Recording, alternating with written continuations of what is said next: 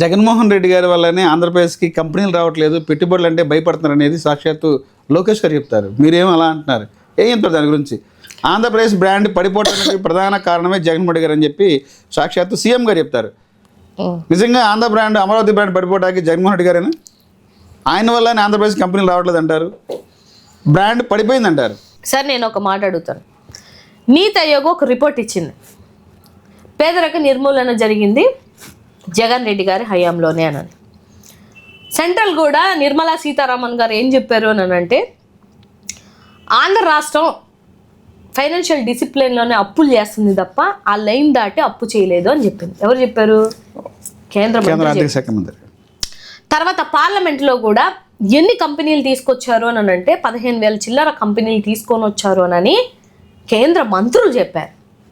తర్వాత జిఎస్టీ పెరిగిందా లేదా, జీడిపి పెరిగిందా లేదా, మన గ్రాఫ్ పెరిగిందా లేదా అని ఆంధ్ర రాష్ట్రం యొక్క క్రైమ్ రిపోర్ట్స్ కానీ ఎవ్రీథింగ్ ఏదైనా కూడా నేషనల్ రిపోర్ట్స్ ఇచ్చినవన్నీ చెక్ చేసుకుంటే 2019 నుంచి 24 వరకు మీరన్నటువంటి జగన్మోహన్ రెడ్డి గారి బ్రాండ్ పెరిగిందా తగ్గిందా?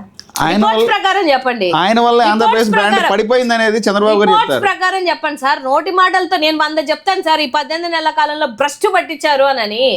వితౌట్ రిపోర్ట్స్ నేను మాట్లాడను, on paper, with reports on paper. ఇప్పటికిప్పుడైనా నా ఫోన్లో చూపించమంటే 100 చూపిస్తాను నేను, మీరు నాకు ఆ టైం ఇస్తే. సో నేను ఏమంటున్నానంటే విత్ రిపోర్ట్స్తో చూపించండి, చూపించకుండా గాలి మాటలు నోటి మాటలు మాట్లాడొద్దు. మొన్న మాట్లాడినట్టు 14 లక్షల కోట్లు అప్పంటారు, అదే అసెంబ్లీలో ఇప్పుడు వచ్చేసి 5.5 లక్షల కోట్లు అప్పంటుంటారు. ఏం సార్ ఇలా ఎందుకు సార్?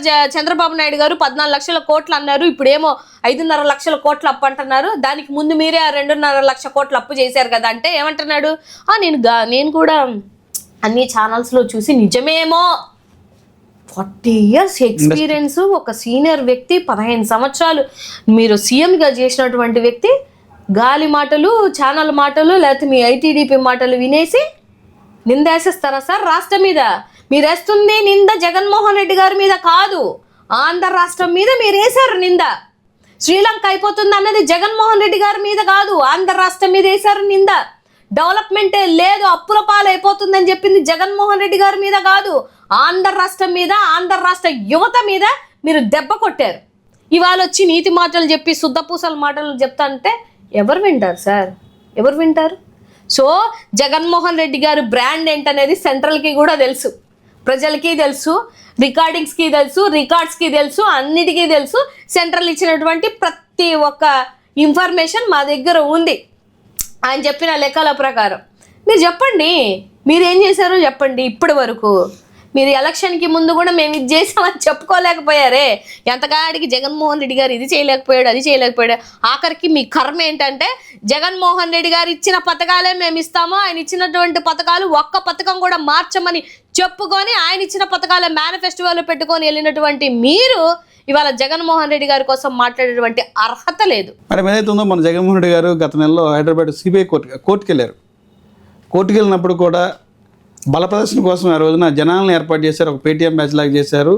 కోర్టు వాయిదాల నుంచి మినహాయింపు కోసమే ఆ రోజంతా హడావుడి చేశారనేది టీడీపీ చెప్పు. నిజంగా వైసీపీ పార్టీ ఆ కోర్టు జగన్మోహన్ రెడ్డి గారు వాయిదా మినహాయింపు కోసం ఆ జనాలంతా ప్రొవైడ్ చేశారా, లేదంటే స్వచ్ఛందంగా వచ్చారు వాళ్ళంతా?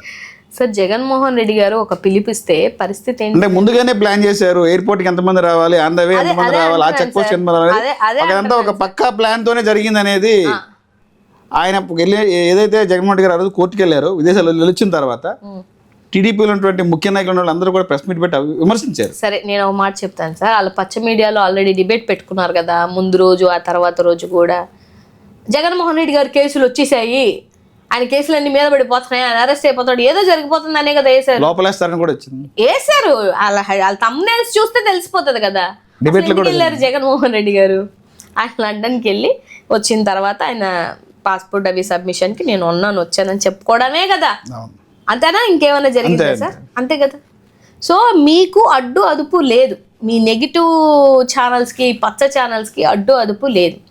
నిజంగా నేను చెప్తున్నా సార్, నిజంగా జగన్మోహన్ రెడ్డి గారు పిలిపించారండి. ఇవాళ చూడండి, ఇవాళ 1 కోటి సంతకాల సేకరణలో ఆయన పిలిపిస్తే మీరు ఇవాళ అక్కడే ఉంటారు కదా. 175 నియోజకవర్గాల నుంచి ఎంతమంది జనం వస్తారు ఆయన పిలిపించారు కాబట్టి. అలాంటిది నిజంగానే అక్కడ రాజశేఖర్ రెడ్డి గారు అభిమానులు, జగన్మోహన్ రెడ్డి గారు అభిమానులు కోకొల్లలు. మొన్న నేను చూసాను ఏదో ఎలక్షన్ కి కూడా మాకు గుర్తు పెట్టుకుని ఉంటే గెలిచారు. తెలంగాణలో గెలిచారు, తెలంగాణలో గెలిచారు సార్, సర్పంచ్ గెలిచారు. సర్పంచ్ గెలిచాడు. మేమేమి చెప్పలేదే జగన్మోహన్ రెడ్డి గారు మా సర్పంచ్ని గెలిపించిందని చెప్పలేదే. అది జగన్మోహన్ రెడ్డి గారు దమ్ము. అంతేగాని మీలాగా మీరు ఇచ్చినటువంటి 100 రూపాయల బిర్యానీలకి చీరలు పంపిణీ చేస్తే మరి మీ ఏమంటారు మహానాడులో చూసాం కదా, వెనకతల నుంచి అందరూ వెళ్ళిపోతున్నారు. మీకు రారు జనాలు, మీకు రారని పక్కలకు కూడా రారు అనుకుంటే మనం ఏం చేస్తాం?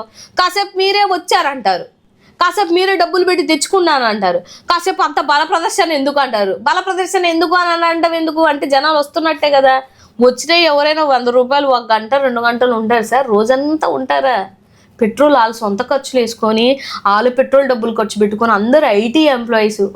మీరు కూడా జనాలు తీసుకెళ్లారా పేమెంట్ తో? ఎక్కడ నాయకులు డబ్బు ఖర్చు పెట్టి జనాలు తరలించారు ఆంధ్రప్రదేశ్ నుంచి తెలంగాణ అంటారు.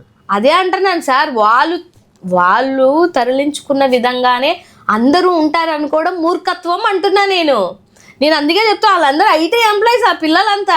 నేను చూశాను కదా సార్ వీడియోలు. అక్కడ వాళ్ళే ఇక్కడ ఉంటారంటే కొంతమంది ఆయనకి ఫిక్స్డ్ అయిపోయి కొంతమంది అభిమానులు ఉంటారు సార్.